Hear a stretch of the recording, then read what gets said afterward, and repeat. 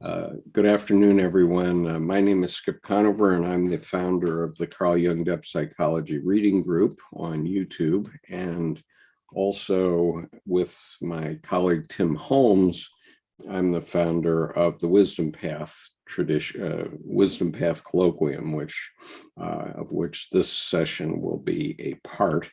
And before I introduce our guest speaker, I just want to mention that several of us are organizing a crossover conference where we're going to cross-fertilize art, religion, psychology, and education at a conference in Helena, Montana on the 10th to 14th of June, 2022. And it will be at Tim Holmes' studio in Helena. And we'll have a 2-day trip into Yellowstone immediately after the conference. So we hope you'll put that in your day planner. And if you want to express your interest in it, please write me at skip.conover@gmail.com so that I can start to keep track of who's going to be interested in attending. And so without further ado, we have this wonderful book by Jason Smith called Religious But Not Religious, Living a Symbolic Life. And I've read every word of it. I can't find a single thing that I disagree with. And so I'm thrilled to be presenting Jason Smith to be our guest today. And Jason, I promised to ask you at the beginning how you could get your mind around and come to write a book like this, because it's so large. And it's taken me 34 years to get to the point where I can accept every word you say here. So just go ahead. It's your turn to talk. Sure. How did I come around to writing this book? It's a topic like this chooses you, right? You don't necessarily, I mean, you can certainly choose it. You can certainly make it a study, but this was really something that I felt I had to write, because it really is not something I'd had completely worked out. It was experiences I was trying to work out, experiences I was trying to figure out. One of the things that I wrestled with in my training as an analyst is a certain kind of attitude that creeps in around psychology and religion. And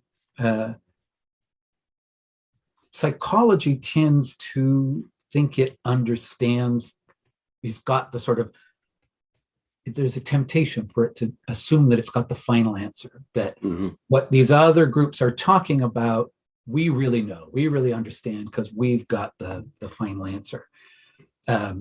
And that wasn't entirely my experience. As much as I found, obviously I found the Jungian path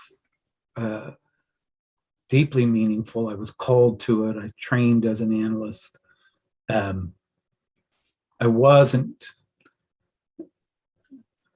struggle with this sense of what is final knowledge, who has final knowledge, and that's part of my trying to work that out. And Jung, by the way, does say in one of his essays, I think it's an essay on the child archetype, where he says that his psychology is really just another metaphorical language. It's just another way of trying to talk about experiences, ideas, dimensions of experience that we can't talk about, So it's just another metaphorical language. One that maybe is more suited, this is Jung's idea, one that's more suited for the time that we live in. That was his belief. So wrestling with these questions myself, trying to sort out my relationship to this dimension of experience, the religious dimension of experience, and try to understand why it had so much meaning for me and why it spoke to me and called me, particularly since I wasn't raised in a religious tradition. My family went to church maybe 5 times when I was a kid growing up. So there was sort of this nominal and tangential relationship with a tradition. And maybe it's partly because of my sort of being on the margins of that experience that it has allowed me to kind of come as somebody with a little bit of an outsider view. I haven't had the experience of being wounded by my tradition. A lot of people have had that, and that makes it very problematic. I didn't have that, so I could come at it with a certain experience. It's a lot of working out these issues. What's my relationship to religion? What's my relationship to Jung? How can I be a good Jungian and still have this kind of religious call on the other side? And how do I hold this, what feels like a tension, at least in the much of the community that I was experiencing? And as I was working these out through my training, and as I was starting to give talks on this subject, when I would give a talk, the topic really would resonate, and people that I was giving the talk to had questions and a kind of hunger for this material that matched my own. And it's at that point when I realized that this wasn't just my issue. This had a larger resonance. This had a kind of general, there was a general hunger for this. And therefore, it could be a book, right? It could be something that had more universal appeal, not just something that was my own kind of wrestling and questioning. So that's the heart of it. Digging into my own personal experience, digging into what Jung says, trying to look at what religion had to say about itself. One of the things I say in the book is that, psychology has a lot to say about religion, but it's not always good at trying to listen to what religion is saying of its own accord. It tends to, like I said, assume that there's something else going on that we need to explain in some other way. And so I wanted to make something like what Victor Turner, the anthropologist, calls an empathetic exploration. I wanted to try to understand it with this grounding in Jung, but from its own perspective, to look at it as a natural and a necessary phenomenon, which is what Jung says it is, right? Jung says that there is a religious function of the psyche, that it is inborn in us. And the urge to some kind of examination of these questions is hundreds of thousands of years old. Back at the beginning of the emergence of Homo sapiens, and maybe even before, these questions have been central to humankind. So there is something in us that needs this, right? That yes. for this. Okay, for the audience who we now have 20 here and another 8 on YouTube so far. I wonder if you just go ahead and give us some of what you perceive to be the high points of your book. And then I know that there are several of us that have any number of questions and that we would love to ask you, but we'll give you the floor first. Sure. Thank you. So, I'll start with the title, right? Religious but not religious, which is a play on the well-known phrase spiritual but not religious, which is something that I find some sympathy for, that experience and that the position of being spiritual but not religious. But for me, there's a missing piece. There's a missing dimension of that.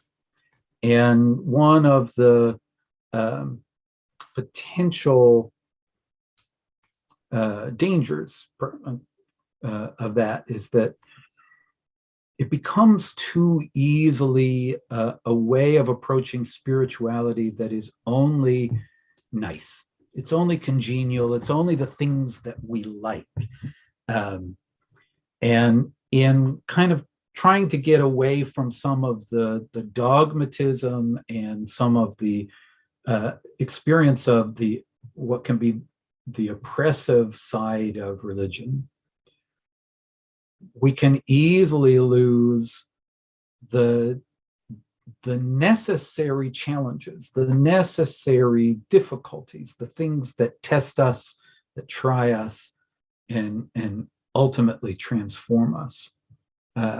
So I wanted to kind of stretch that idea and explore this idea of being religious but not religious, of kind of getting a little bit closer to the fire, and not making it too easy. And even using the language religious but not religious is meant to make it challenging. It's meant to stir up some reaction, because, well, it's not, if you don't have a reaction, that's fine. I don't need to have the reaction stirred up, but it's not meant to be something that is too easy to adopt, because I don't think that's really the religious point of view, which is to take us through a process of transformation, to challenge us in ways, and to expose us more completely to the human experience, to make us feel the full kind of scope of our human experience and the potential of being a human. So that's the idea behind the title. To be able to hold both poles of a kind of a relationship to religion, where you take it positively, but also, you hold the collective side of it, and you also stay close to a place of independence, of spirit independence, and freedom, so that you have this more complete relationship. It's not just an acquiescing to a point of view, but it's a real engagement. But it's not a loss of self in that. The other side of the title is this idea of living a symbolic life. And that comes from a talk that Jung gave in 1939, and he gave it to a group called the Guild for Pastoral Psychology. And in that talk, he has a quote where he talks about, now we have no symbolic life, and it's only the symbolic life that can meet the daily need of the soul. And I start the book with that quote. And so it's an understanding or an approach to trying to understand what that notion of the symbolic life is and what that means and its relationship to religion. And for Jung, the symbolic life is that which lifts us up out of what he calls the nothing but experience, where we're nothing but this day-to-day experience of ourselves, going to work, getting and spending, or the nothing but experience. I came across a quote that I've talked about at different times in talks that I've given, where Richard Dawkins gives a description of what I think of as the nothing but experience, where he says, we are simply machines for propagating DNA. To propagate our DNA is the sole purpose for living. And it's a very almost mechanistic, just biological point of view. And it's very satisfying for some people. But for those who are drawn to the question of meaning and drawn to, that image that you had earlier, Skip, of the seeds of wisdom, that realm, there's something more needed. We don't just live natural biological lives. We live psychological, meaningful, and lives in culture, lives in poetry and story and image and architecture and systems of government. There's a whole realm of our experience that comes out of the creative dimension, and we need some relationship to it. So exploring this idea of the symbolic life,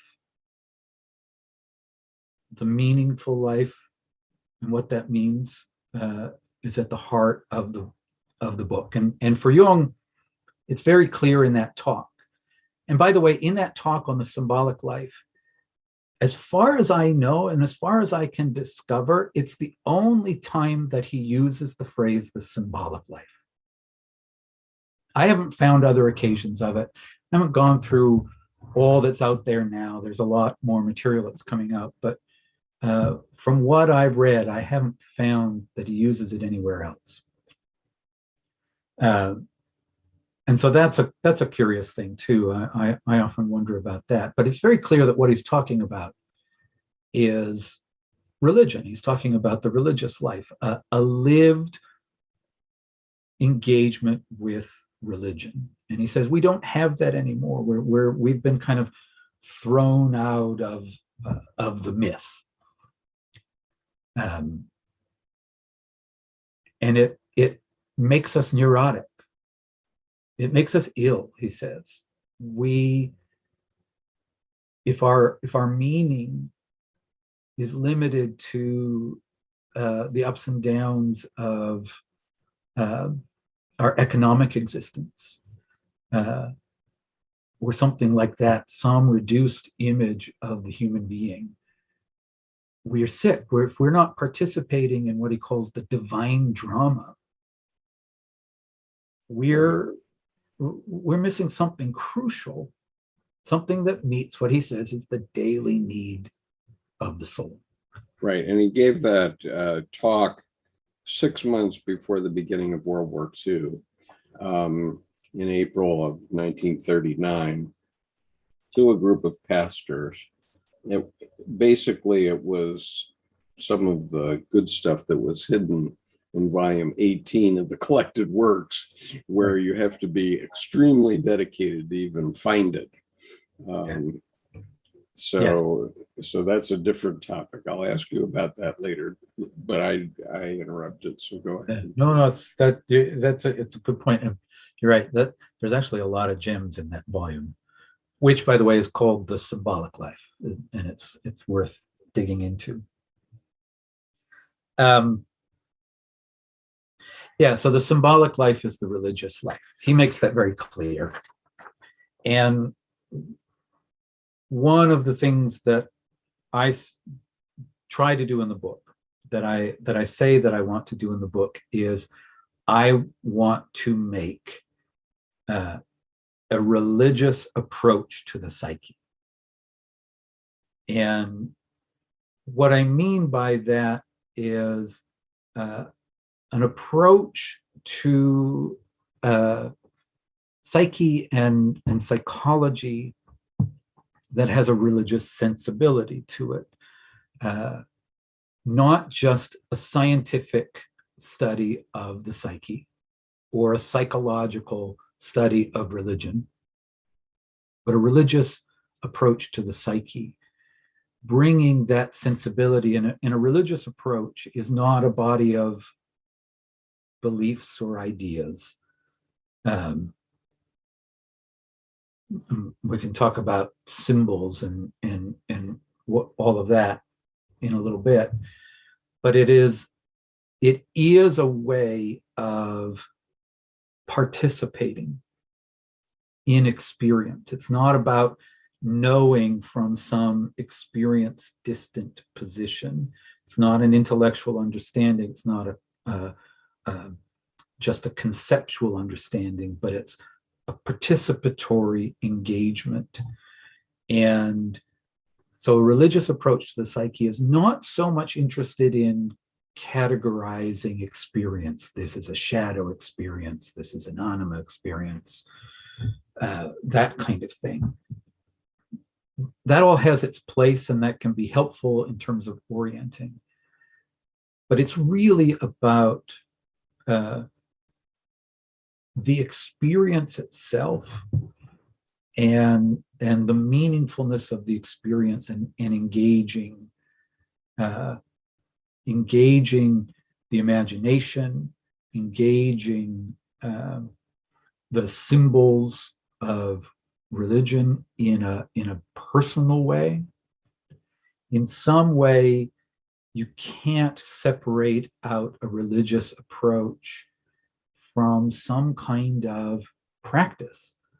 In Jungian psychology, we would have dream interpretation and analysis, and dream work. We would have active imagination, but you would also need to have some kind of familiarity with symbols and scriptures, and even things like meditation and prayer. You need to experience it from the inside in some way. And so in the book, I try to bring as much of myself and my own experiences as possible, because it's really not something I can separate out. And so I share some of that in the book.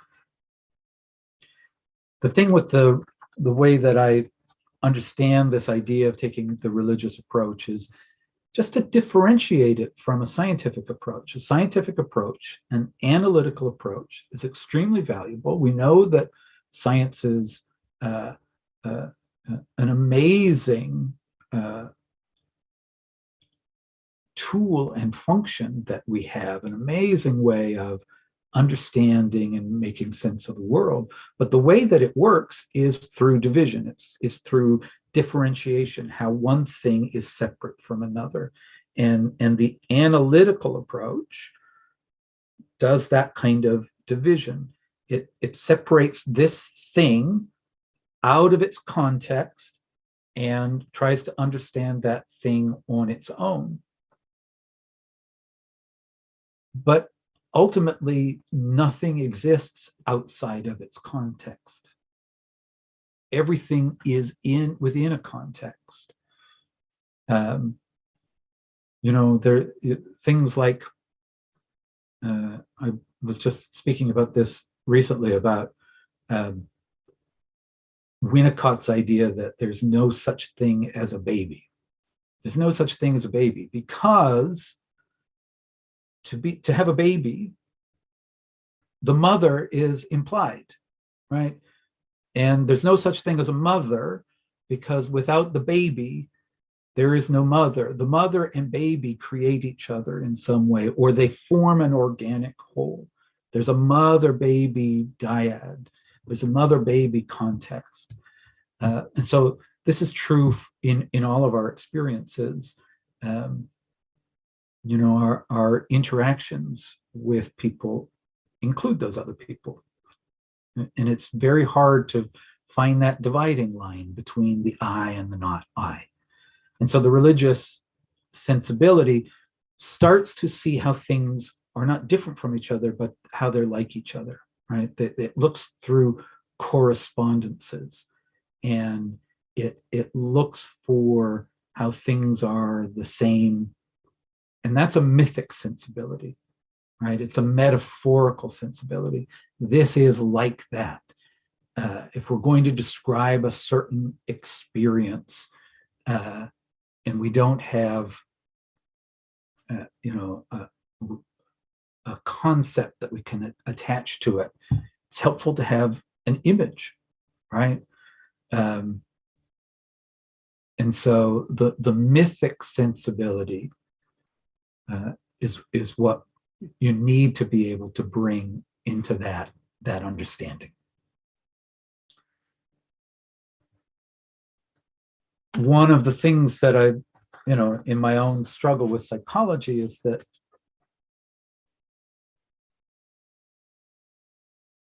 that sensibility for the mythic is very hard to hold.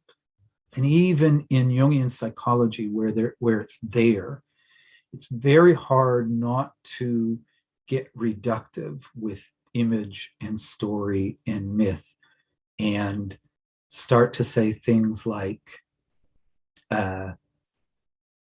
this is an image of the anima.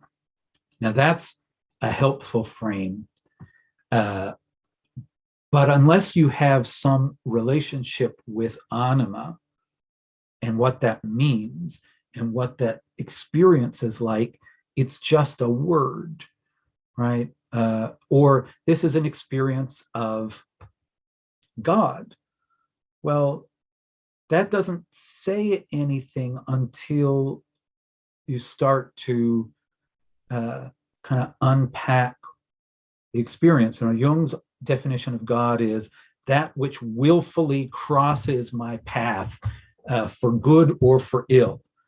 And there's an engagement and almost a dramatic understanding and experience. That's a lived experience.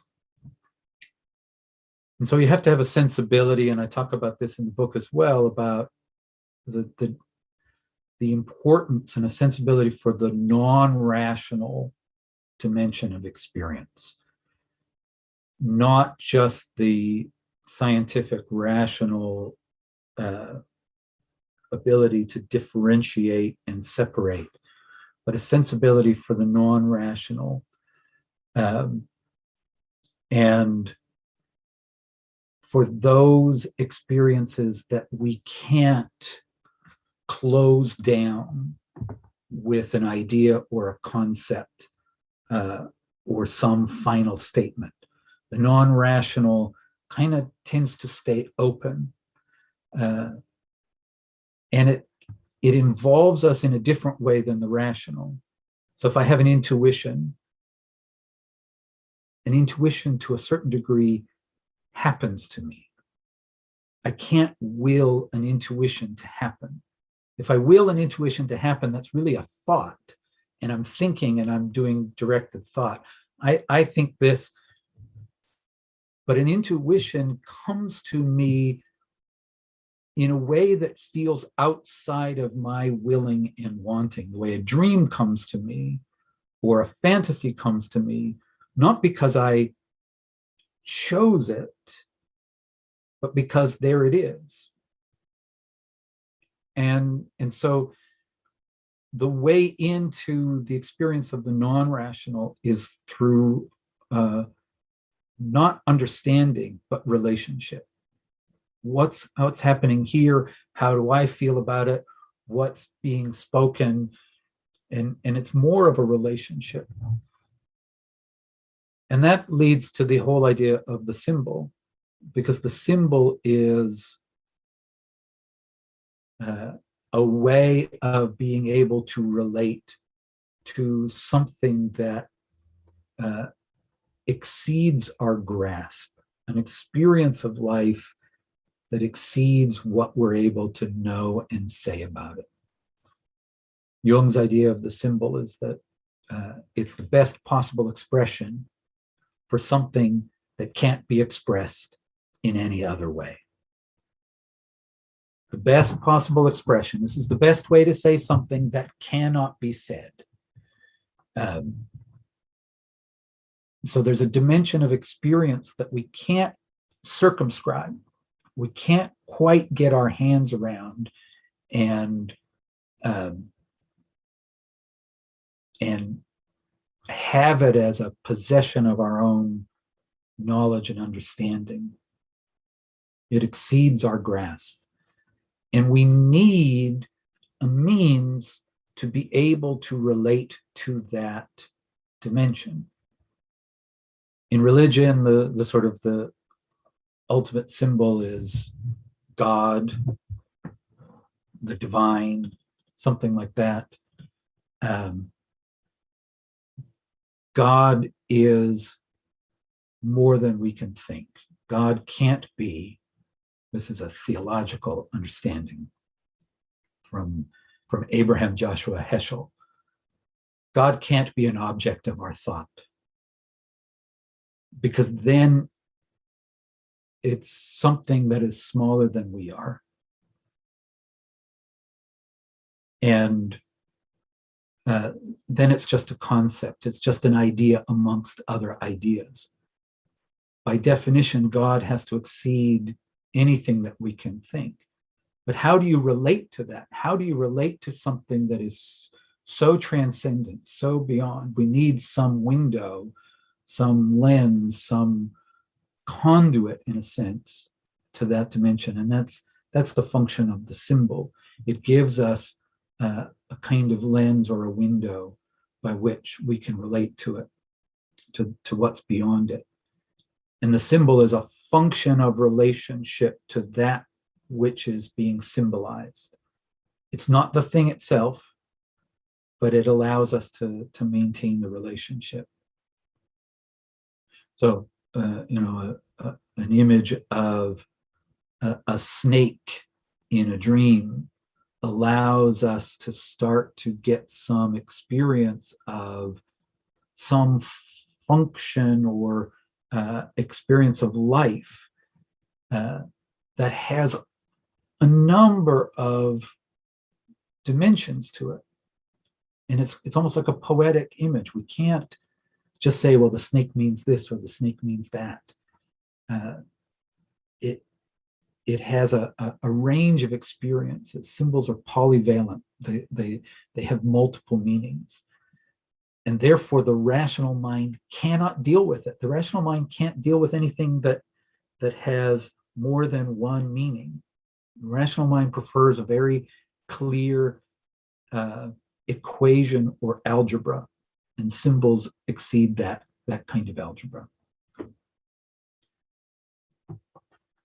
I want to make sure I'm not taking up too much time here as we go through. Maybe we should give you a break for a minute and ask the panel what questions or thoughts might have come up as we've talked. We have an ongoing discussion on YouTube, but let's go to our panel. And Joss, you have your hand up, so I'm going to go to you first.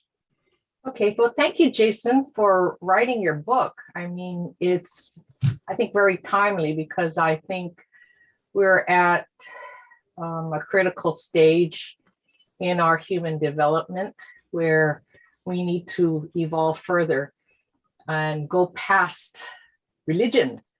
Well, again, the definition of religion, I believe it's a Latin word for bringing unity And so where is this unity, of the two sides of the same coin? And I think we need more of that kind of awareness. I think it was Joseph Campbell Joseph Campbell or Carl Jung who said, what is the function of religion? Well, I think he said religion, its purpose is to awaken the heart, because as you said, Jason, the rational mind is limited. However, the heart has unlimited possibilities. And I think in order to really truly bring the definition of religion is to bring unity, not just to our polarities, but unity throughout the universe and ourselves, the inner self. We need to hold that to that definition and the mystical function of religion, which is to be aware of the awe and gratitude of the mystery of being human. So thank you for bringing it further out to the public through your book. So I just wanted to mention that and open it up, because I think a lot of people think religion or God are emotionally laden words and has some negative connotation. But I think we need to bring it to the forefront and bring it into a neutral, at least, or a positive viewpoint to this religious exploration. Thank you. Thank you. Thank you, Joss. Just a couple of reflections on what you said, because I think it brings up some very important experiences. The idea of unity and the idea of the heart, those two things in particular that you mentioned. There's a great passage from a mystical treatise, a Christian treatise called The Cloud of Unknowing, where the author talks about talking about God and saying he can be taken and held by love, but never by thought. You can't think it. You can only come into some kind of relationship, never by thought. And so that idea of a path of the heart feels absolutely right to me. And I think the other is so interesting as well, the idea of unity, because I think this is one of the challenges that we are living in at the moment, which is this globalized experience, this experience of a tiny world, an incredibly diverse world, where we cannot be sort of siloed in very small, kind of provincial little sects anymore. It's impossible not to know that there are other religions, and that those other religions have different understandings of God and the divine and the goddess. It's impossible not to have some dialogue start to open up between these different points of view. And for all of that diversity to begin to cast doubt on long cherished ideals. And the other side of that is when there's doubt cast on those cherished ideals, some will start to grab onto them even more tightly and say, no, this is the one and only true way, and get very, very rigid about that. One of the things I talk about in the book is that people living in multicultural, multi-ethnic, and multi-religious settings start to kind of drop off from their practice. It becomes confusing in terms of how do we do this? And so for me, I think one of the things that has to happen is some way of being in relationship to all of these different ways, all of these different paths. And that's the challenge, is to find some relationship to the sort of the pluralistic reality that we live in, without it turning into a kind of competition for who wins, who's going to come out on top. How do we all live together? That's a reality outside of the religious dimension, and it's a reality that is reflected, I think, in the religious dimension as well. Yeah. So, Jason, you covered this in your quote from Rabbi Heschel on page 90 of your book, and I'd just like to read the quote that you provide on that page, just so everyone knows this. You said, religion declined not because it was refuted, but because it became irrelevant, dull, oppressive, insipid. And then this quote from Rabbi Heschel: when faith is completely replaced by creed, worship by discipline, love by habit, when the crisis of today is ignored because the splendor of the past, when faith becomes an heirloom rather than a living fountain, when religion speaks only in the name of authority rather than with the voice of compassion, its message becomes meaningless. So anyway. His voice is stunning and powerful. I love his work deeply. Right. So Chris Newton has his hand up. So Chris, go ahead. Go ahead. Thanks, Skip. I come from a Christian background, so my family are all quite strongly biblical, literal, if you like, Christians. But I like to view the Bible as a sort of, how do you say, mythologized history, that perhaps some of these events may or may not have happened, but are nonetheless embellished with mythical material. So how should I approach talking to Christians who will not accept anything less than a biblical literal account? My main concern being that by treating the Bible as non-literal or symbolic, it would imply that the Christian's guarantee of a literal immortality, for example, is invalid. Yeah, that's a very difficult question. It's an important one, and I'm not sure that I have an answer for how to speak to someone who has that kind of literal, fundamental kind of point of view.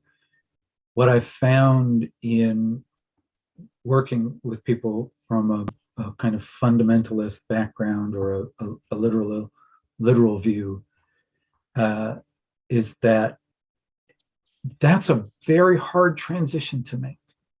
It's a very hard transition to make from that view to a more symbolic view, because the idea is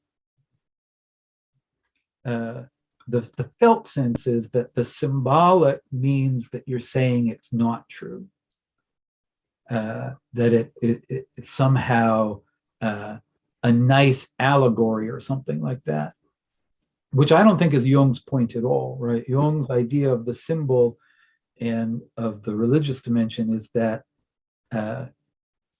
these things are true. They are psychologically true. And that doesn't, even that people have trouble with. But the truth is one of a real power. The truth is one for Jung, the fact that there can be an archetype that underlies something like the image of Christ, that there's an archetype of the dying and resurrected God or hero, and that appears in a number of traditions, makes Christ more real and not less real, right? Makes it more clear that that is a real and living human experience. And then the whole question of belief kind of drops away, because there it is. This is something that we're all trying to come into some relationship with. It's very hard to communicate across that gap. And I don't really know sort of what, I haven't found what is really effective. And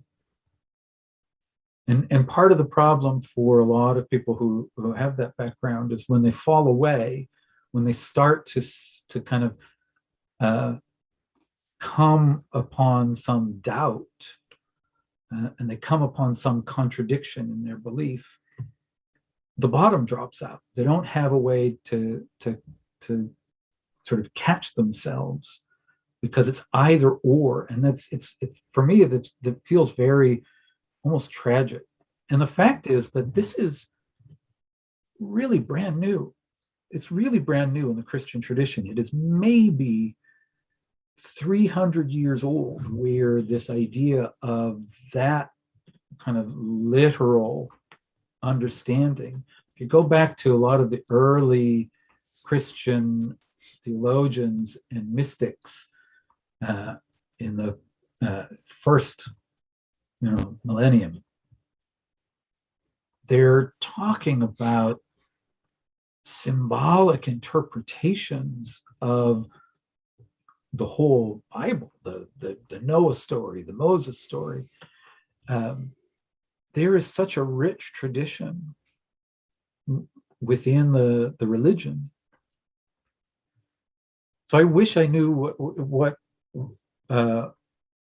what would kind of reach the hearts of other folks. But again, it's so hard until that kind of concrete thinking breaks down. And this is also true in analytic work, right? When I'm working with someone, if the sensibility is kind of too rigid and too concrete, we can't really get to the experience of the meaning. Things either are or they are not. And it's very fragile, and it's very it's easily fragments. So it's a very difficult problem, and I wish I had a better answer for you on that. Do you mind if I commented a little bit? I won't cut much time off somebody else. Yeah, go ahead. I think. Sorry. Yeah, go. Okay. I think one partial answer perhaps might be, you said share experience and the meaning might be something along the lines of, like I find connection with in discussion with music, especially religious music.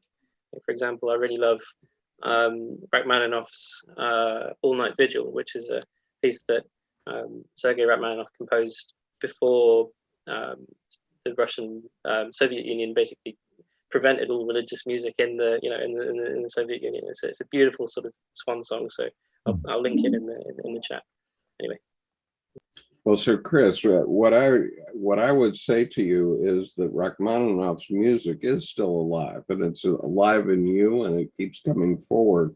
And indeed, isn't it true that even the single cell organisms from which we are all descended still live in us, in a sense, because every one of us is descended from single-celled organisms that did two things, and all of our ancestors from them to us did two things successfully. they survived until they reproduced, and that was the way they continued to live. I think that part of the problem that we have is that when we talk about reincarnation or heaven or whatever, we tend to think that it means that our consciousness is going to survive. And it's actually our being that is going to survive through our children and so on. And that is immortal. And the way I say that one, Jason, is that everything in the Bible is true. It's literally true. It's simply not necessarily true in the physical world, in the physical dimension, but otherwise it is true. And if we go through the Bible, we find that most of the big events were either dreams or visions, which are psychologically true, of course. But anyway, let's move on to Mouse Flag. And thank you, Chris. Thank you.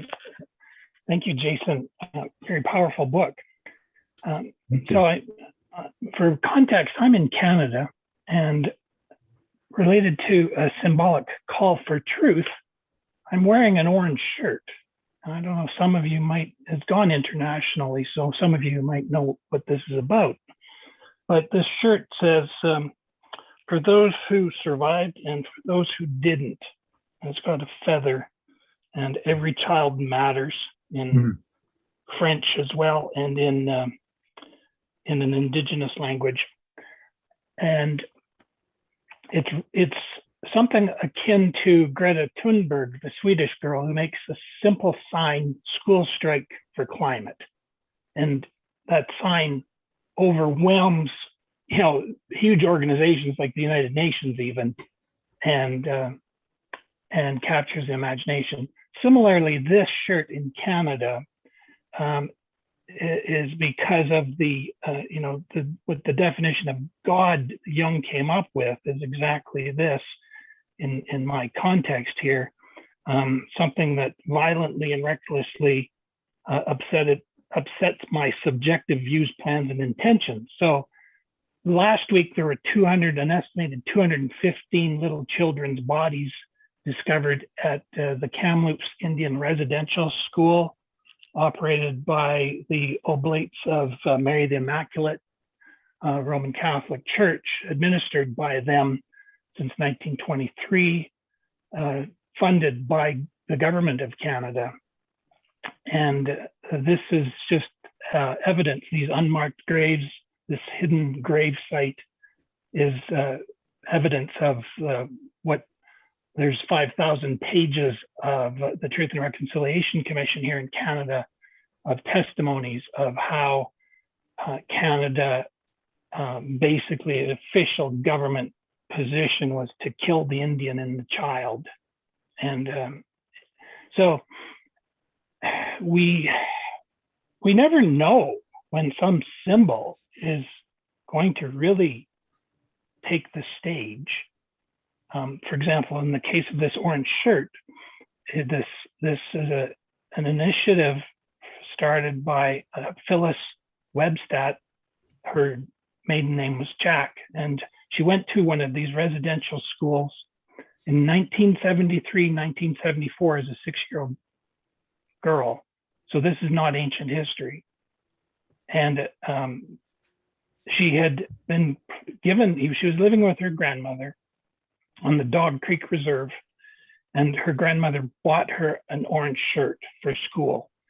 And when she got to this residential school, they stripped her of all her clothes, including taking away her orange shirt, which they never gave back. And it's just symbolic of a real serious reckoning. The government of Canada apologized in 2008. The Anglican Church has apologized for their roles in this abuse the Presbyterian Church apologized and the United Church of Canada apologized. There may be some others, but the Vatican has not apologized yet. And there's a real push for to get an apology from the Pope. But anyway, just an example, I guess, of the symbolic rising up. Thank you. Thank you, Miles. Jean Raffa, you're next. You have to unmute, Jean. We can't hear you, Jean. There, thank you. Sorry, I was trying. Well, I was I raised my hand when I was pondering the question about how to get through that concrete, literal belief system of certain, believers, religious people. And my thought was simply to ask them what was it that pulled them to religion? What did they have an experience? What experience in their life made them decide that their God that they worship is meaningful and important and valuable to them? And I think everybody I've spoken to has had something happen, like a dream, which was one of the things that happened to me, or a terrible loss or a terrible failure, and a sense of there must be something more. So it's some sort of an experience that brings the person to religion in the first place. And if you can tell the person, if you can get them to talk about that experience and relive it and refeel it, that might be the opening, that dialogue about the experience, that they can tell you how they felt, and then you can say, well,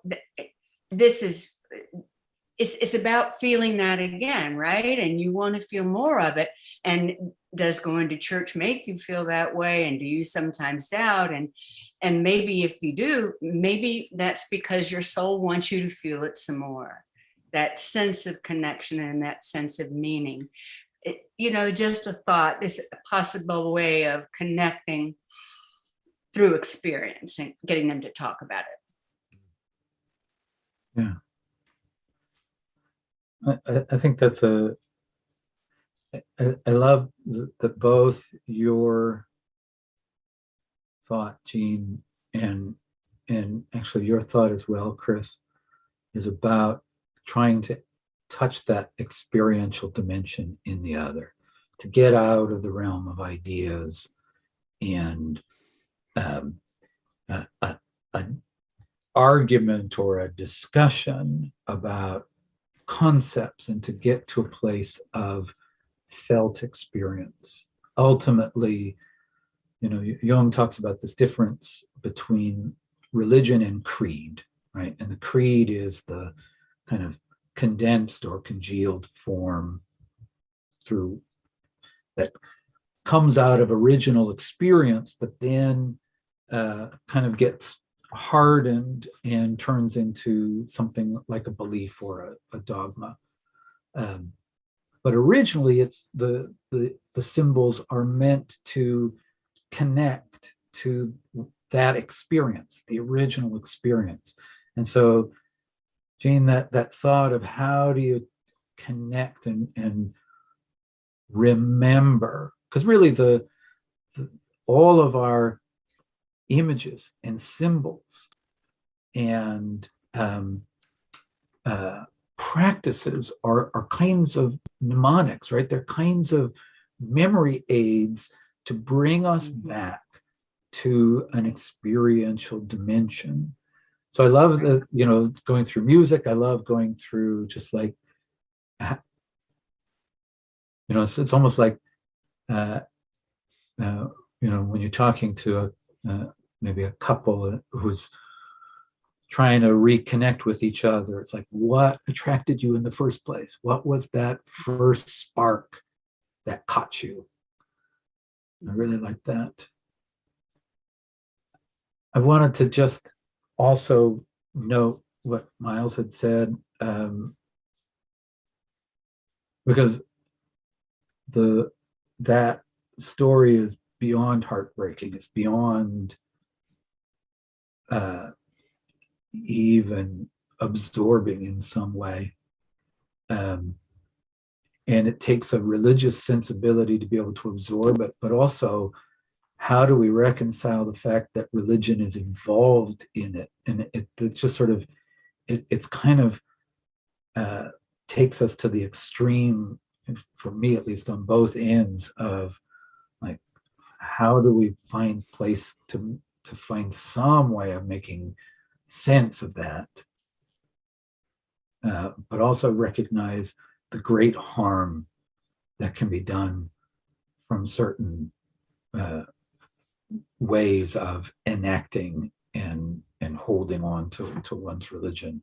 It's just really astonishing. And the other thing that it speaks to is, this is again from Heschel, who talks about the idea that we cannot survive as human beings without a sense of the sacred, that a sense of the sacred is as important to us as air that we breathe, and that is such a desecration of the sacredness of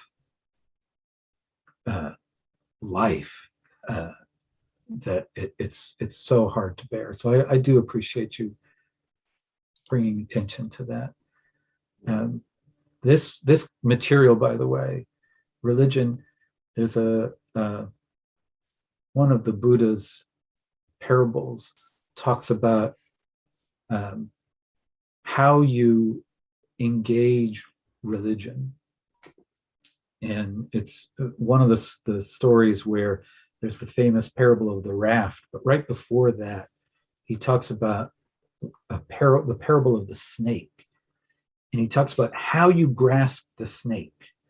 And if you grasp the snake wrong, if you grasp it by its tail, it will turn around and bite you, and you will die. And the people who grasp it by the snake, the people who grasp religion wrong, are the ones who want to win in debates, the ones who want to argue with other people and be right. And the way that you grasp the snake properly is closer to the head, right? Closer to the danger. But if you grasp it right, and you need a tool in order to grasp that, you need a stick to do that. Even though the snake wraps around you, it will not bite you. And the people who grasp it right are the ones who are trying to connect to wisdom. They're not the ones who are trying to win in debates, but they're the ones who are trying to get to the wisdom of it. And that dimension, we're playing with fire with this stuff, truly. And if we're not aware that the goal of what all of this is not about the religion. And this gets back to what I think what Joss was saying. It's not about the religion, it's about life. It's about more life and abundant life and a kind of freedom of the spirit and the soul.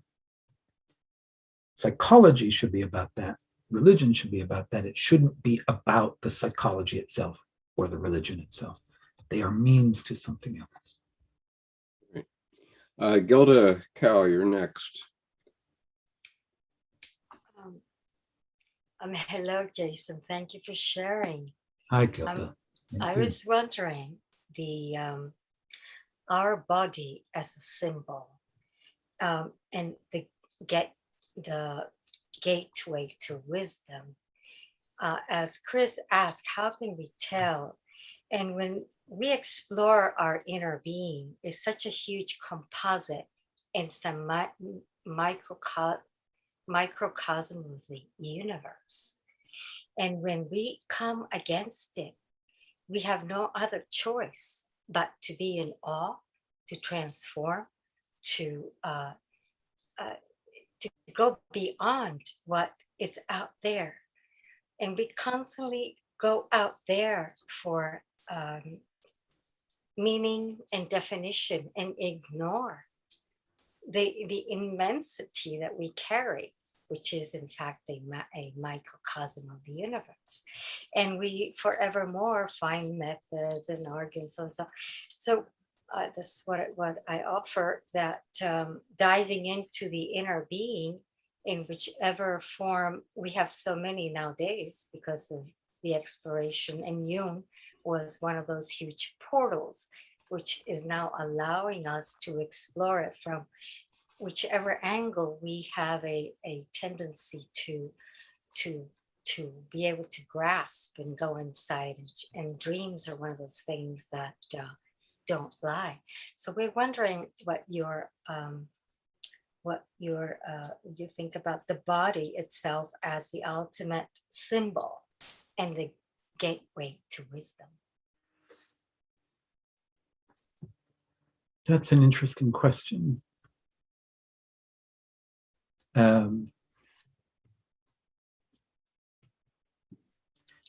There's a great line in one of William Blake's poems where he talks about,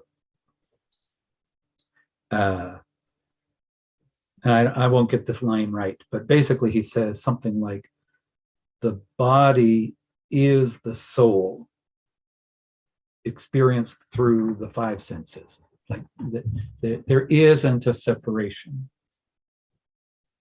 in his experience between body and soul. The body is part of the experience. We're embodied beings. As far as we know, our experience involves this embodiment. What happens before and after, we don't really know. And I think that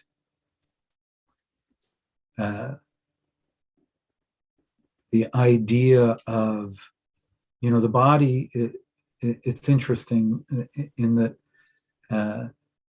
there are many who kind of will dismiss the body as, just a kind of physical accident in some way, and that the inner life is more real.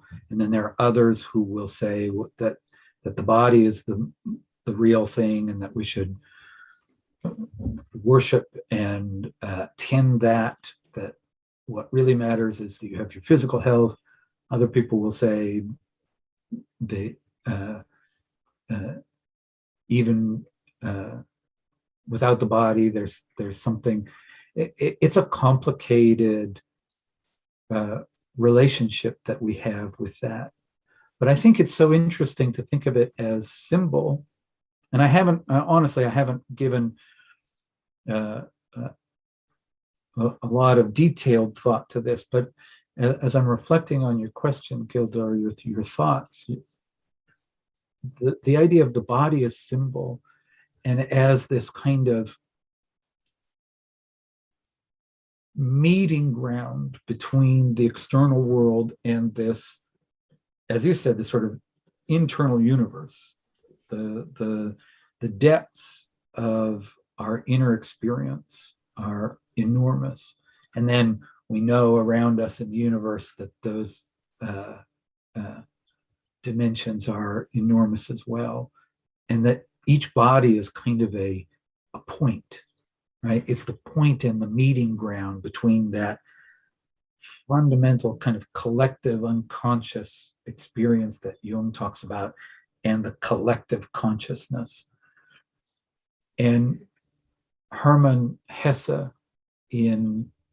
I think it's in the book Demian, talks about each human being being a unique point in which all aspects of the universe meet. The whole universe meets right here, and in each of us. Each of us is that center, but we're a unique point that appears just this one time and never again. And bringing this kind of weight and importance to this moment this embodied experience, but as this kind of, like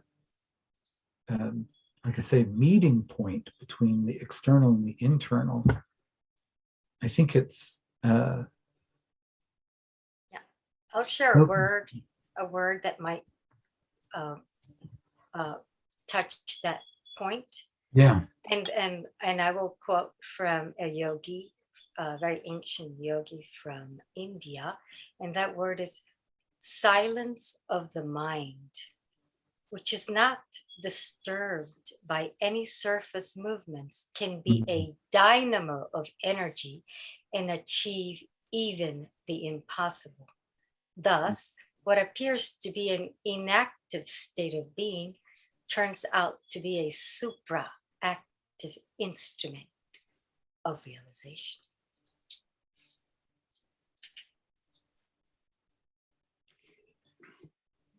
I think there is nothing to be added to that. That's so powerful. Absolutely. So Chris W., you're next. You'll need to. Oh, go ahead.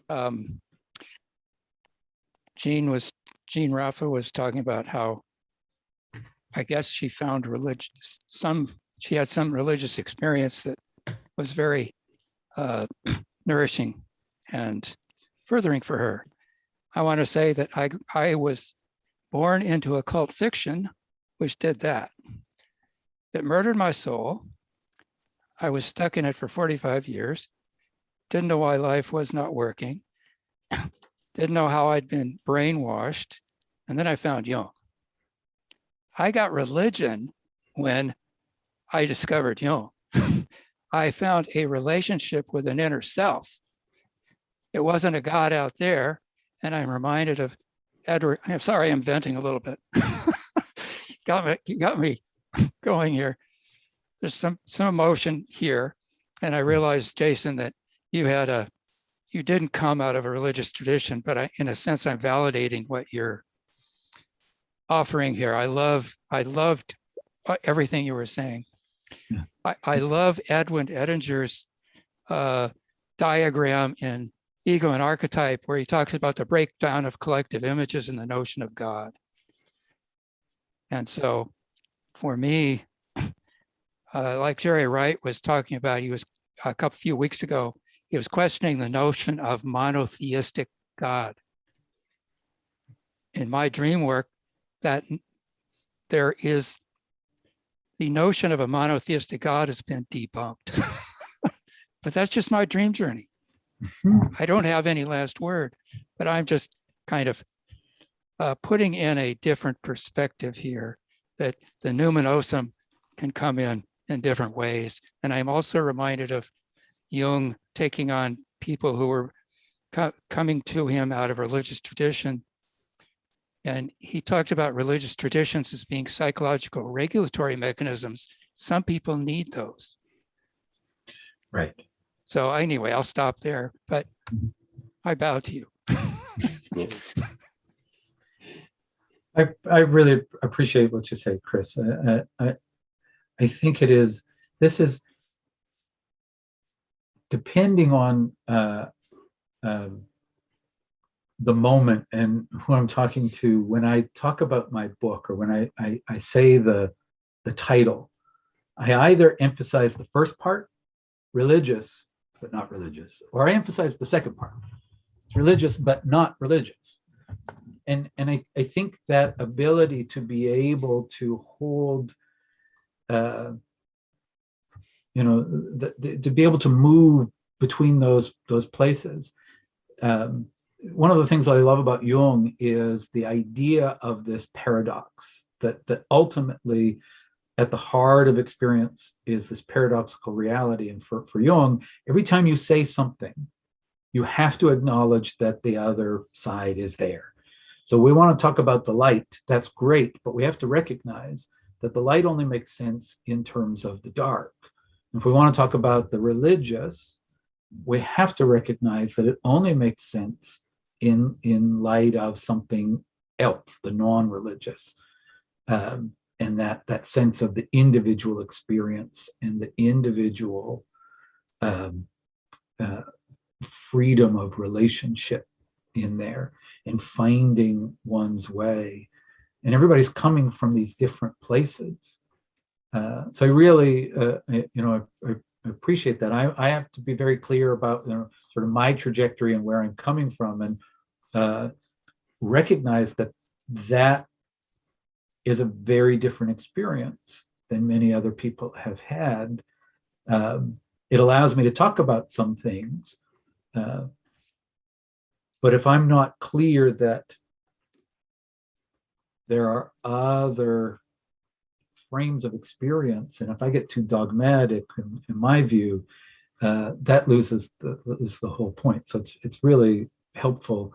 And I have worked with people who have been terribly wounded by their experience, and we spend a lot of time staying away. Like, let's not deal. You don't have to reconcile with this pole of experience. Let's go over here and find places where life is, because that's ultimately where it is. But what it's about is where can life flow?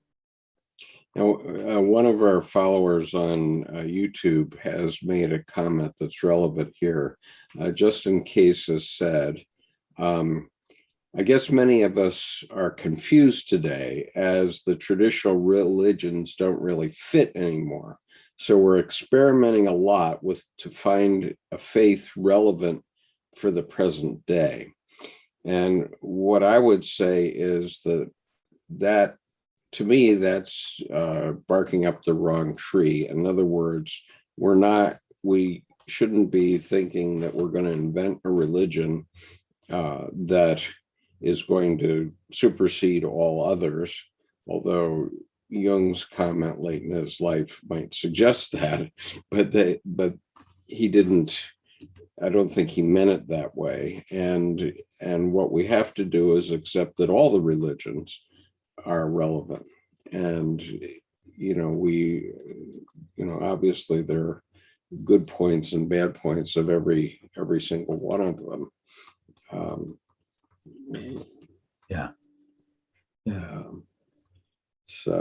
Okay, Jordy Gall, your turn to talk. You have to unmute.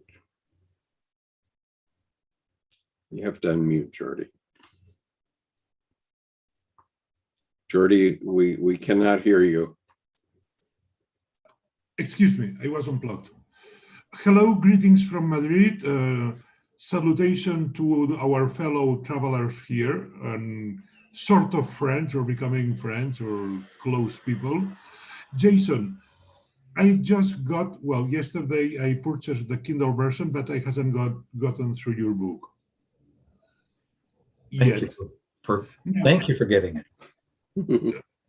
Well, say it's something that I do sometimes from authors that I rather work with the original, say, thing. I would have bought in paper and working, Right. Yes. and all that thing, but it's quite expensive to get it in this part. I am in Madrid, Right. connected to the clinical, say, group of the International Society of Analytical Psychology, Enrique Galan and company. You may have met one of those. I see that you have a blog, and sometimes you hint more than elaborate things. And there is a promising entry of yours, say, of 4 years ago, 5 years ago, called Cultivating the Sense of Destiny. Which one are you looking at? Cultivating a sense of destiny. Oh, yes. Where you mentioned diamonds, you mentioned Hillman, you built upon the soul code, the relation of living with some consciousness and intensity, say the actual work or job of oneself, which it had the effect of being an appetizer, because you don't go much farther. Mm-hmm. you throw, like restaurants, you put a little bit here and there to open the appetite, perhaps, which is clever, to induce someone to get a beer and to leave it at that, which I understand, and I think that it's quite honest.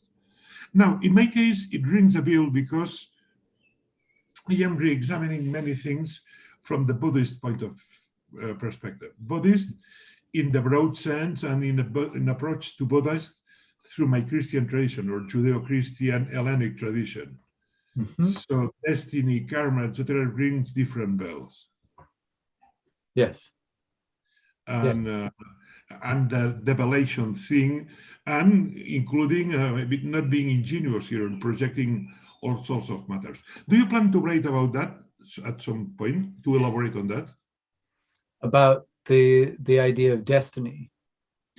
The idea of destiny, which is not unrelated to religion.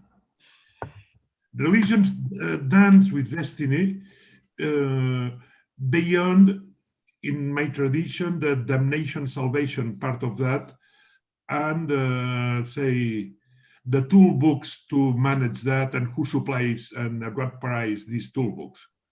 Yeah. But there is more than that, and from a Jungian point of view, of course, indeed there is. Well, so I don't, at the moment, I haven't had the thought of writing about destiny. I do think it's an interesting topic. I know there's the author, Michael Mead, I believe he's written a book called Fate and Destiny, and he distinguishes between the idea of fate and the idea of destiny.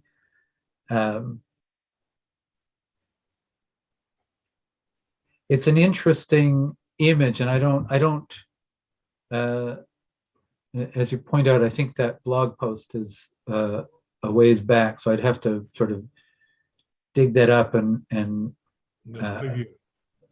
remind myself of what I wrote at the time.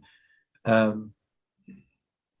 the idea of something like a destiny, of a direction, of a feeling of destiny, I honestly, in my own experience, and I guess this would go for much of my sense of the religious, I don't know sort of are these things concretely real, but the feeling of destiny, I know. The feeling of destiny, I know I can have an experience of. And it's that I think is really interesting when I think of people in my practice who begin to get a sense of hope, right? That there is something possible in the future for them, that living is a possibility.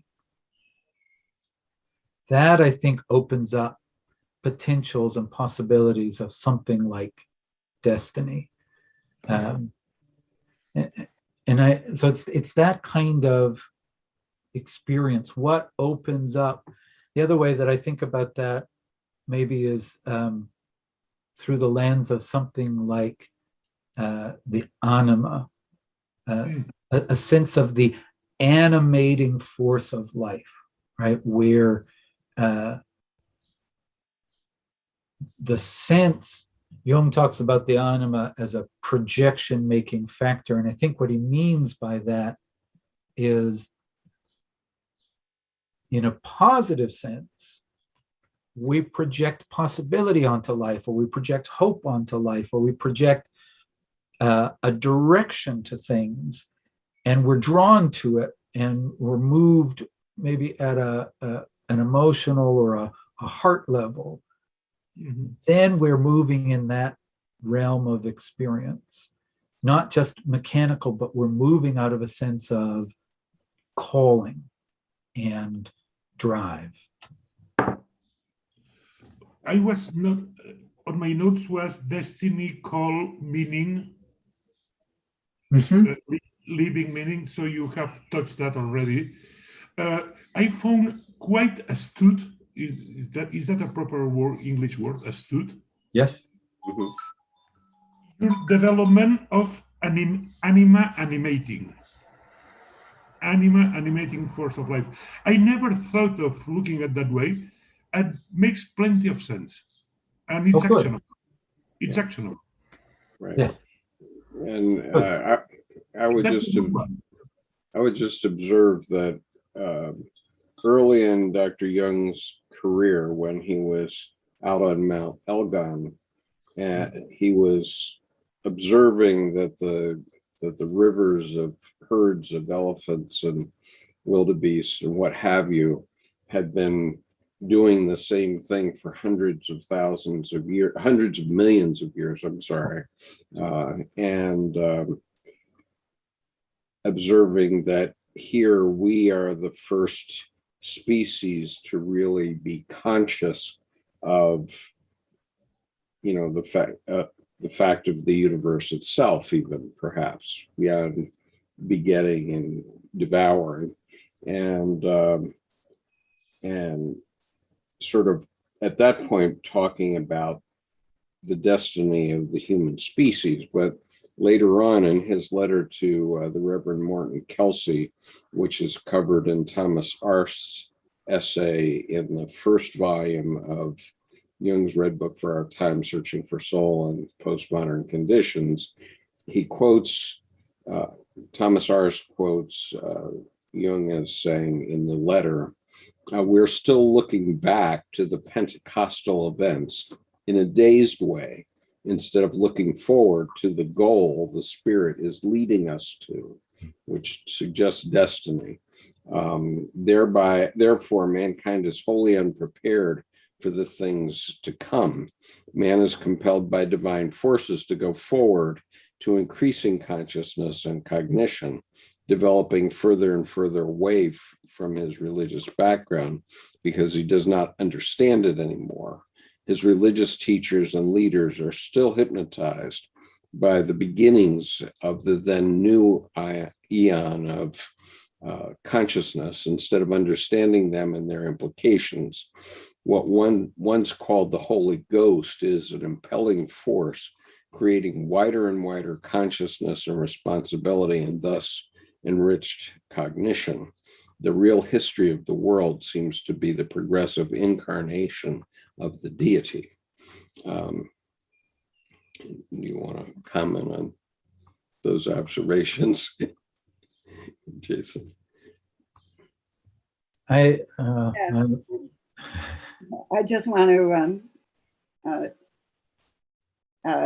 emphasize what you just read, Skip, and I think it says so much to what you're talking about, Jason. I really appreciate your time today and your book. And in your book, particularly in chapter 10, you talk about the participation in the psychic movement.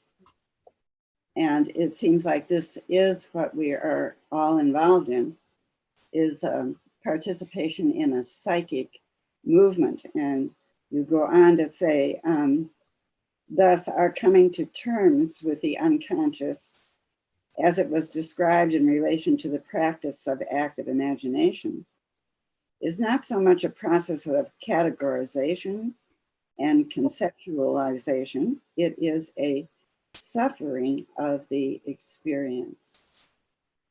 I would like to hear you say more about that suffering of the experience and what I think is a resistance today to suffer the experience. I think you're right about the resistance to suffering the experience, for sure. I think that's, we're very passive, and we've been trained to be very passive. And our images and our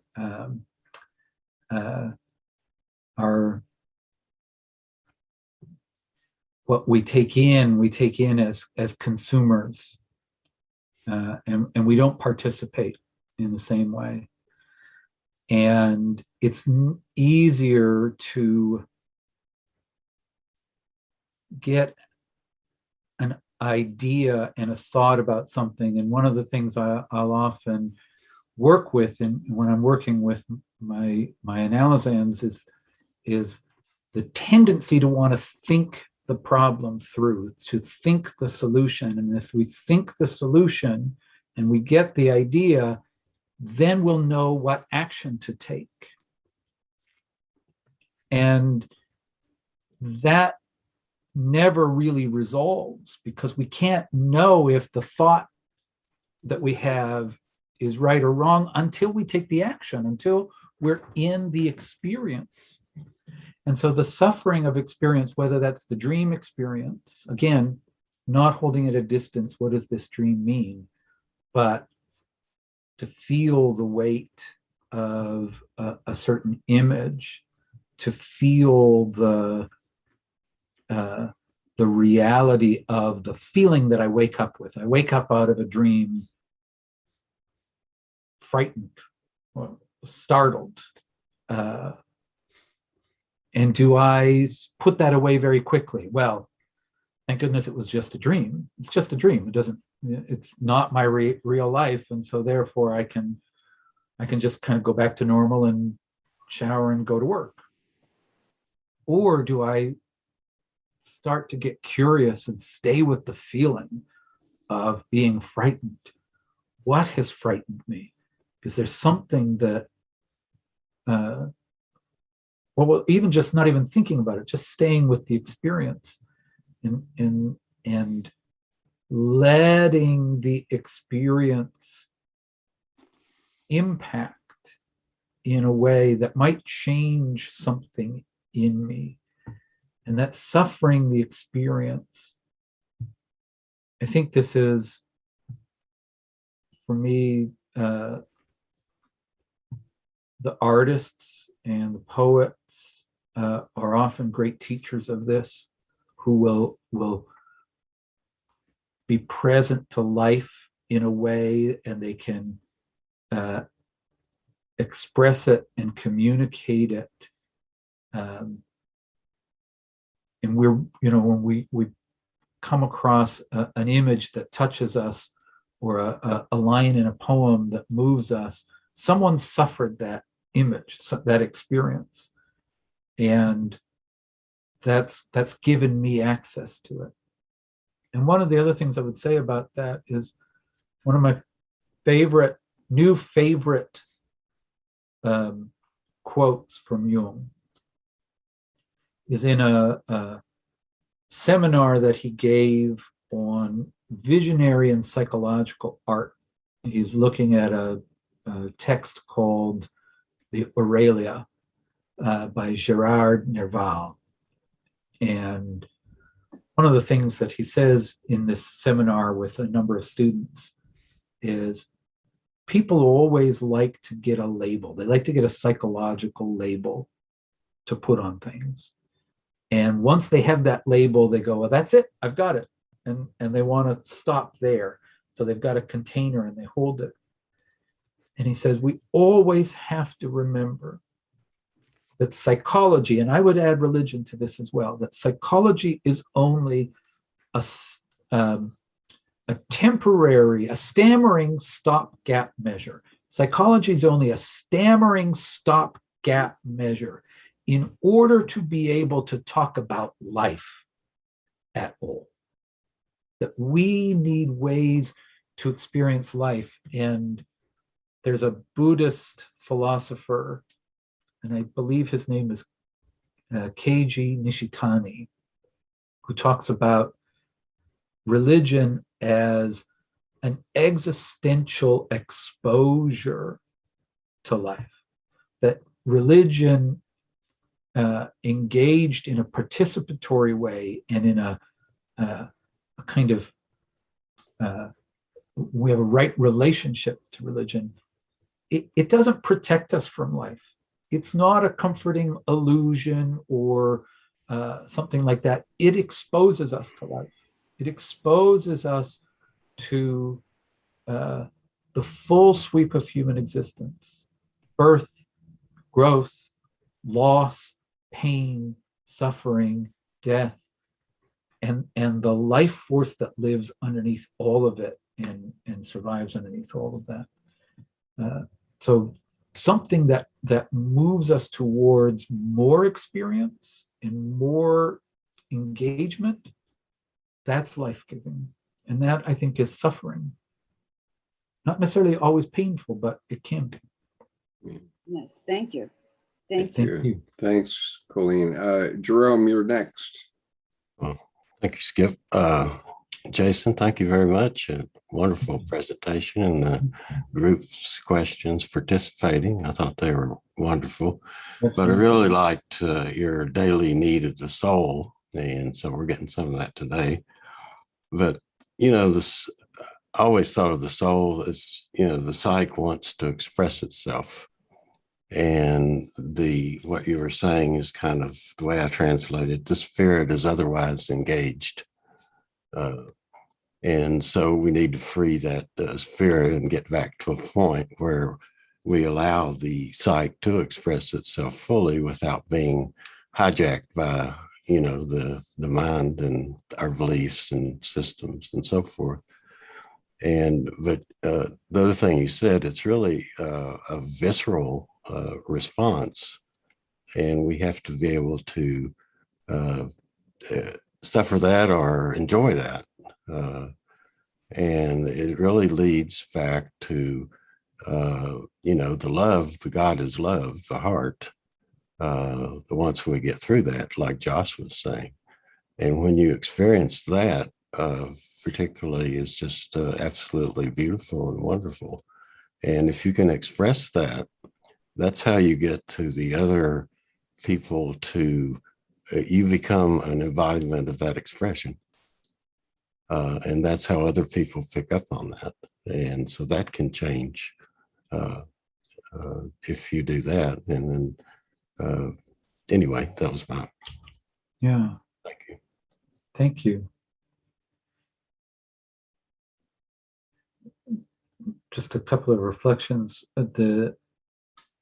The experience, and I think you're right. I like that you said visceral, the visceral encounter. I think that really speaks to the experience. The idea that's been mentioned a few times, that the symbol is true, the myth and the story and the religion is true. It's got a reality, and how we experience it viscerally, and let it speak and let it have its language. And I think that's what you're bringing in, Jerome, this idea of the psyche or the soul speaking in a way that we don't shut it down or go, oh, I know what that's about. That belongs over here. That's this category. That we really engage it as an other with its own imperative and its own initiative. And we take a kind of receptive experience. And it's a different kind of passivity than our cultural passivity. It's an openness to that encounter.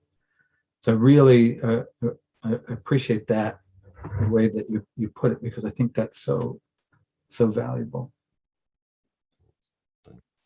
Thank you, Jerome. So, Jason, I have a Jungian quote which talks about the intersection between theology and psychology, and I'd like to share it with you. I can share it from my screen here, and it's with the apologies that the headline on this quote is mine only, and also the two words that are in brackets are mine only. But here's the quote otherwise. For thousands of years, the mind of man was worried about the sick soul, perhaps even earlier than it did about the sick body. The propitiation of gods, the perils of the soul and its salvation, these are not yesterday's problems. Religions are psychotherapeutic systems in the truest sense of the word and on the grandest scale. They express the whole range of the psychic problem in mighty images. They are the avowal and recognition of the soul, and at the same time, the revelation of the soul's nature. And that's from Civilization in Transition, Volume 10, paragraph 367. Mhm. Did you want to comment on that at all and how it relates here? Yeah,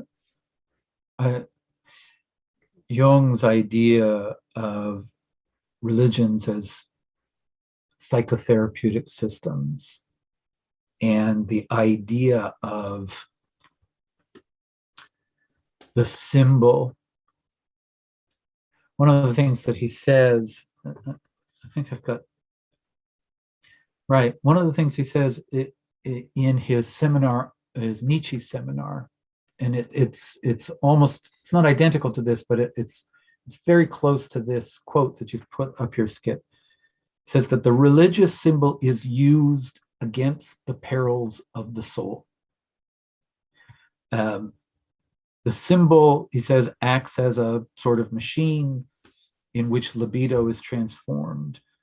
And by means of the symbol, the dangers of experience, the psychological dangers, the emotional dangers, all of those dangers can be absorbed and experienced. So if you have the symbol, you can meet the perils of the soul. And one of the things he says after that is, this is what we don't understand that we've lost. If we lose a functioning religion, we are, and this is his quote again, exposed, naked to the unconscious.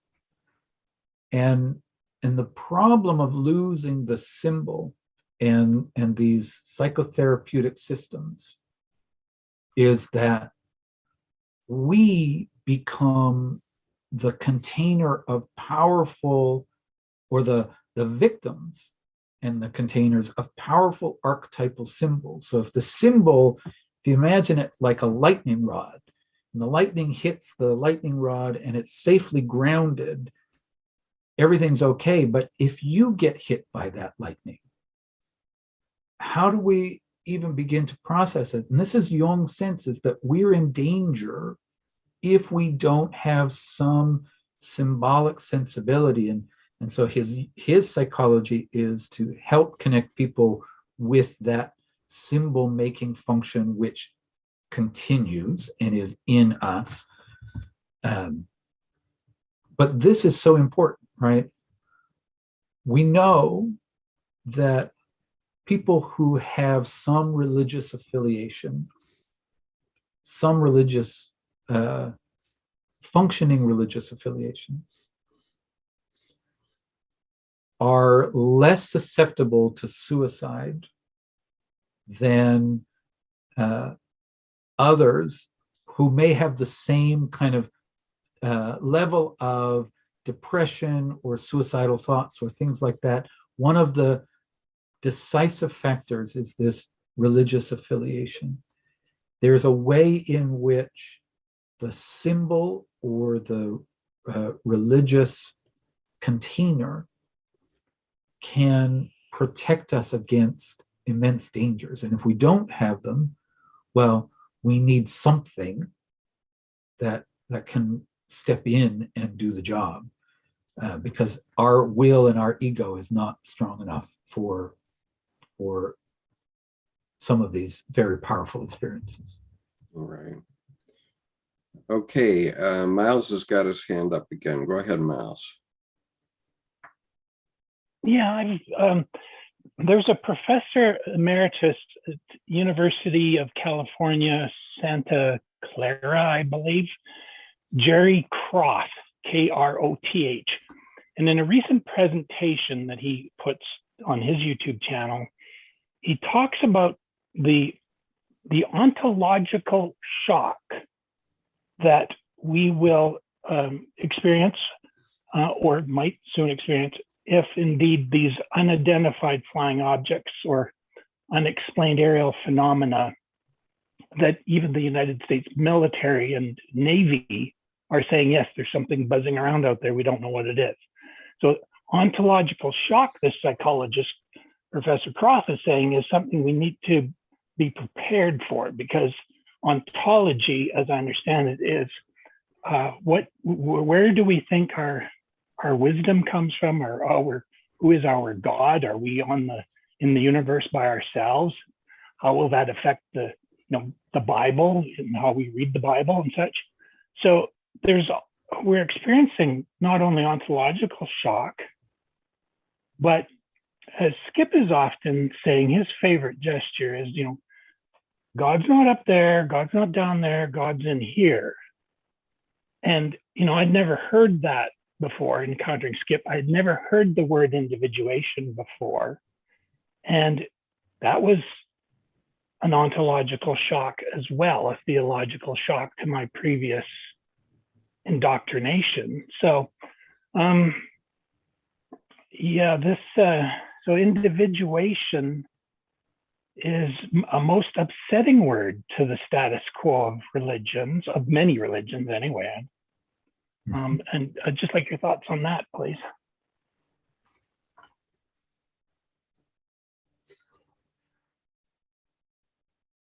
Yeah, the image of ontological shock is a powerful one. I don't know a lot about the dialogue that's going on now with the unexplained objects. I'm not all that familiar with it, but I think we're certainly in a time when, and probably have been for a while, when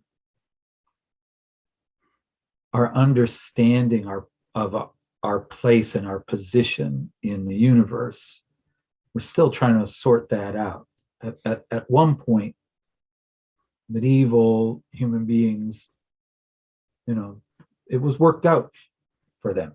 There was a kind of sort of a system, and we knew the place. And this, when we were talking before about, I think Skip, you brought this in about Jung's experience in Africa, and that moment of recognizing the role of consciousness. That, he says, gave him a sense of his cosmological meaning. And he talked about the Pueblo peoples, and they had their being was cosmologically meaningful. They had a place in the universe. Yeah. And we're struggling for that, for our place in the universe. And we each, in a way, have to figure it out for ourselves. And people coming out of religious traditions themselves having to kind of find their place in a global world where now, it used to be that even if you were part of the Christian church or the Catholic church, you didn't have access to the scriptures. Those were read in Latin. Now we have access to every single scripture that's from all the different traditions at the tip of our fingertips. We can just pull it up right at this moment. So the sort of ontological shock that we've probably been living in for a while, it is maybe all of our destinies, perhaps at the moment, all having to find our individual relationship. I think Jung's language gives us some way of managing that. But Jung is also very clear that he doesn't just want imitators, right? He doesn't, his famous line about, thank God I'm Jung and not a Jungian. It's problematic for Jungians. I'm a Jungian analyst. That's a problematic phrase. But the point being that we have to find our own relationship. Even if we're working with Jungian concepts and ideas, we have to engage them individually and personally and make our own relationship to them. Goethe says, all intelligent thoughts have already been thought. The only thing we have to do is think them over again. And what I think he means is we have to go through the process. We have to take it in and internalize it in our way. Jung, in one of his, it's a saying attributed to him in a book of conversations, I think, apparently said, I have to know what the church said, what the church says, and then I have to find my own way. So I have to know the foundations, I have to know the structure and the material, and then I have to make my own individual adventure. And that's the new kind of place that we're in. Maybe more so than we've ever been, and movements towards like recapitulating old traditions are not going to work. You know, for Jung, it was if there are enough people doing their individual work, maybe that will turn the tide. So each of us has a responsibility in terms of that, to lay what he says is an infinitesimal grain on the scales of humanity. That's our role from his point of view. I don't know if that gets to what you're saying, but those are kind of the reflections that come out of that. Thank you, Miles. We're wrapping up here with just 10 minutes more. And so I'm going to take a prerogative of the chair and share a synchronicity with you, Jason, which is that you, at the beginning of this session, we're talking about you were talking about mother and child not being a separate being. And I want to show you the image that came to me this morning. And I'll tell you about it. This is the image. And this is a sculpture by Tim Holmes, who's my partner in this activity. And I had purchased this as a gift for my third daughter, who had some serious experiences with childbirth, including twins. And so this morning she sent Tim and me this image of the sculpture. It's called Great Sweet Wound. Anyway, I just thought that was an interesting synchronicity that you would talk about that today. Yeah. So anyway, she lives in Marshfield, Massachusetts. So in your neck of the woods, that's the sea near where you live. Right. That's a beautiful image, by the way. It's just right. Very powerful. Yeah, Jerome, you're saying that 2 attendees are trying to get in, and I've been trying to admit them for the last hour. I don't know why they're not coming in. One is Robert Sward, and another is Eleonora Wally. And I apologize that I haven't been able to admit you to the. I haven't been able to admit you to the panel, but I don't know Eleonora, but I know that Robert is the poet laureate of Santa Cruz, California. And so if anyone else has further questions for Jason, please put your hand up now and let's cover them. So I want to honor the time that all of us have taken here. And just for the record, Jason, I could just add something. I appreciate you talking about the symbol being protective, and we need those symbols to protect ourselves, and that's very important. Even in the Hindu religion, the yogis, any type of activity where they've got worked out procedures for that symbol is the protective mechanism to keep that lightning bolt from striking you, because if it does, you're going to be subsumed down into the unconscious. And you know how that goes in trying to bring somebody back up to the surface. So I think that's a very important point, and I think that's I appreciate you sharing that. So It's such a good metaphor. I see that Leah has got a question. Has been. Okay. I do have a question. Thanks, Colleen. Yeah. Thank you, Jason. I wanted to ask you what your experience has been working with people who's have a major symbol in their lives in the form of illness.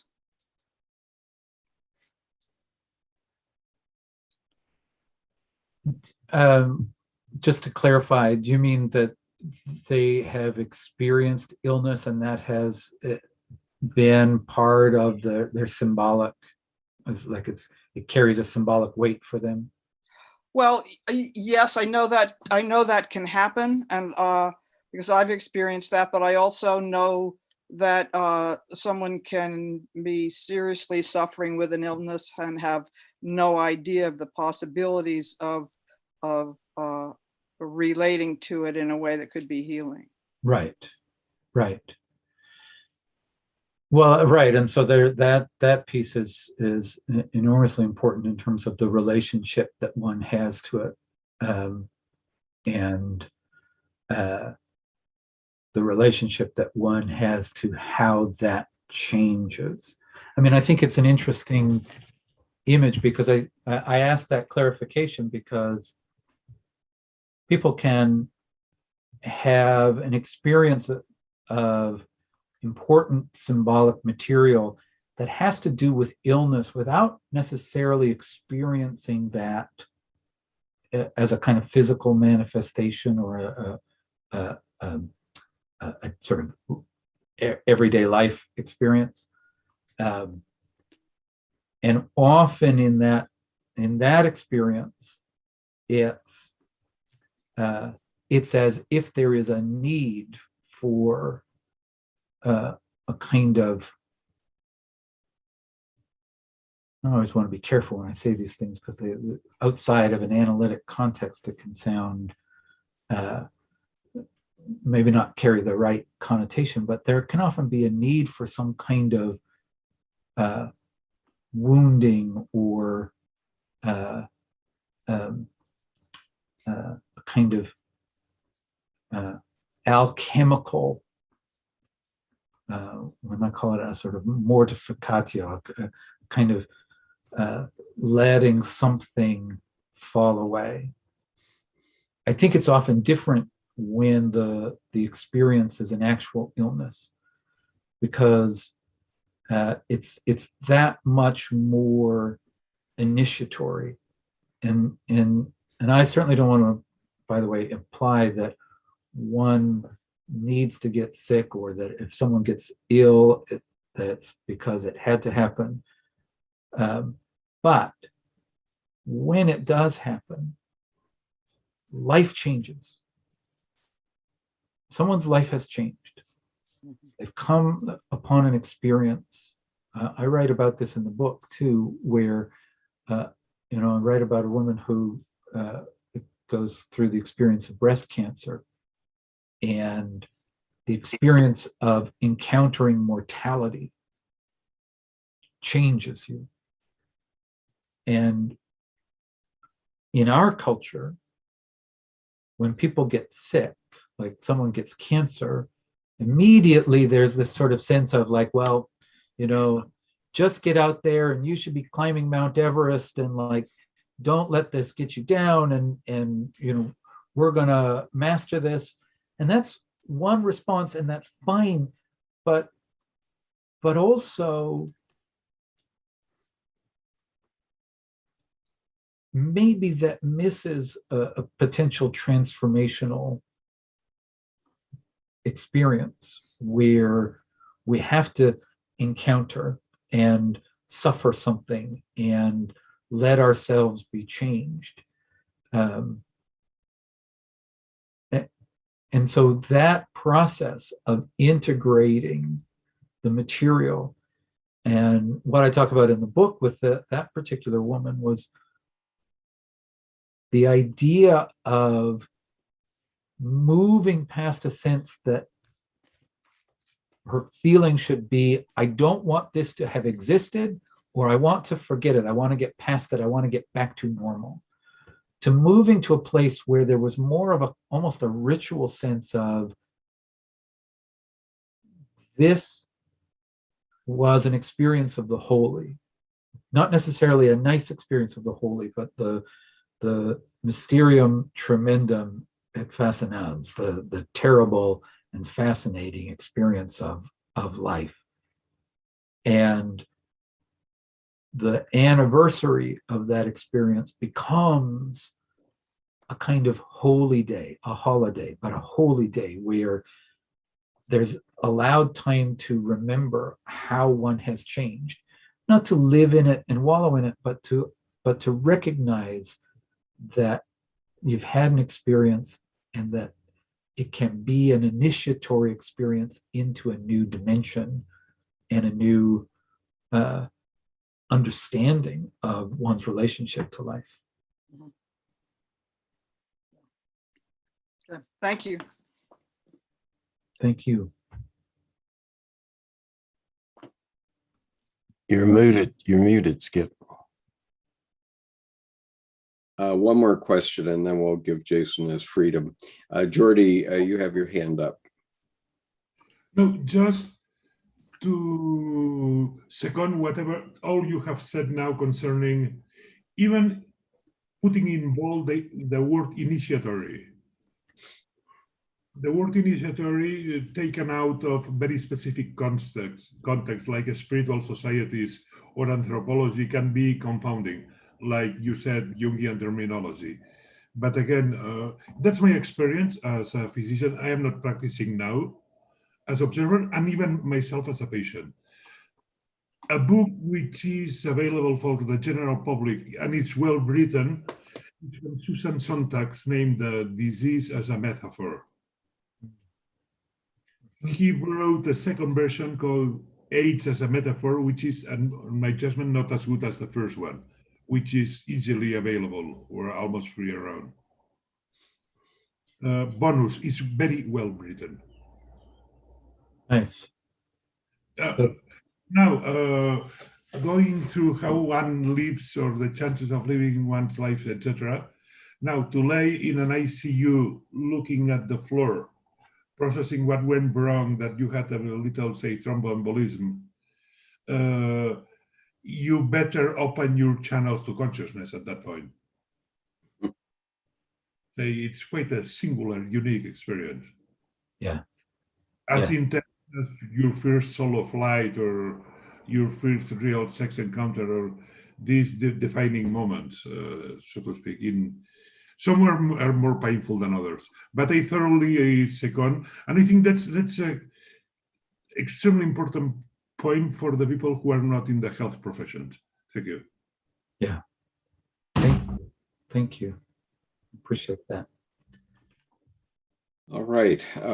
So thank you so much for being with us today, Jason. We didn't cover 1% of what I hoped we would cover today, but I want to plug your book again, which is Religious but Not Religious: Living a Symbolic Life by Jason Smith. And this is just a profound book. My religious ritual, or my ritual, is underlining books, and as you can see, I have a lot of underlinings in your book. Get to my eyes. I love that. That's fantastic. Defaced it perfectly. Right. And so I wanted to share that with you. And just to mention, I was worried about the timing of this session, but actually we got a typical attendance here today, which was about 20 on the panel. And at one point we had 21 on the YouTube live stream. And usually the YouTube live stream, they stay for maybe 10 minutes. And so that means we've probably had over 100 people during the two hours on YouTube, and of course there'll be many more. I just want to mention that next week in this same time zone, unless I hear some great objection about the time, we're going to have Linda McFadden, who has written this book, In Bridget's Footsteps, The Return of the Divine Feminine. So that is the book for discussion next week. And there's a lovely story behind it. I urge you to look up the book on Chiron or on Amazon and just read a little bit about it. But that will be our program for next week. Jason, do you want to have any final comments before we wrap up? Well, what I do want to do is thank you all for letting me be with you, and just the vitality of this group is great, and the questions and the engagement, real joy, real pleasure to be with all of you. So thank you. This was a lot of fun. I really appreciate the opportunity to be with you. Thank you. Thank you so much. And so we'll close for today. Thank you all for being here, and we'll see you at one of our sessions in the future, but next week at the same time